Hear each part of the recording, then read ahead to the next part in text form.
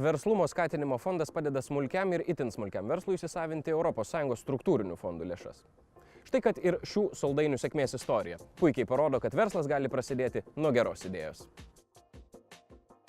Jau senokai su broliu Edgaru svajojame sukurti ypatingą saldumyną. Tokį, kuris būtų sukurtas tik iš vaisių produktų, natūraliai saldus, be jokių cukrų, konservantų ir dažiklių. Tokį, kurį būtų galima duoti savo vaikui, visiškai ramia širdimi. Labai ilgai eksperimentavome, konsultavome su specialistais, tyrėme žaliavas, ieškojom technologijų ir galų gale šiandien vaisių juostelės Beriberi išvydo dienos šviesą. Iš tikrųjų, pradėjom savo verslą investuodami nuosavas lėšas, bet su kolegė, su sesė tikrai esam jauni, to pradinio kapitalo buvo nedaug, o gamybos verslas visgi reikalauja iš tikrųjų nemažų investicijų ir, kaip paaiškėjo, šiek tiek gal didesnių negu mes planavom.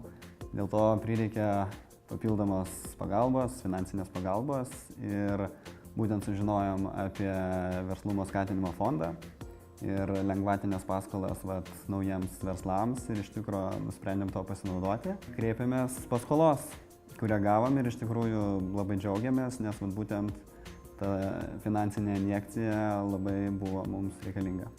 Kreipėmės į keletą komercinių bankų dėl, tarkim, paskolos, tai iš tikrųjų be šio verslo paramos fondo jaunam verslui būtų tikrai pakankamai sunku ir sudėtinga gauti kažkokią finansinę paramą.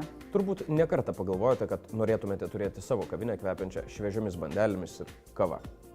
Jei turite savo verslo idėją, ją įgyvendinti jums gali padėti ES struktūriniai fondai. Na, o verslumo skatinimo fondas jums suteiks visą reikiamą pagalbą ir konsultacijas.